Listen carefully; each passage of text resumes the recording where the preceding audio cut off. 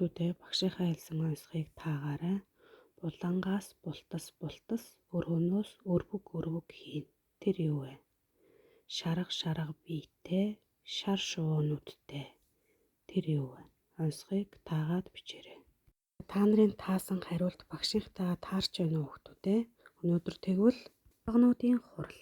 Нэг өдөр хулгонууд цуглан хурал хийв. Хулгонууд тэднийг барьж идээд байгаа муурыг яах талаар хэлэлцжээ. Тэд олон янзын арга сэдэв. Гэвч болж бүтэх арга олдохгүй л байлаа. Эцэст нь нэг залуу хулгана. Муурын хүзүүнд хон хуйвал ямар вэ? Тэгвэл бид ирж явааг нь сонсоод зүгтэж чадна шүү дээ гэв. Түүний саналыг бүгд дэмжиж тэгье сайхан санаа байна гэцгээв. Гэтэл нэг ахмад хулгана.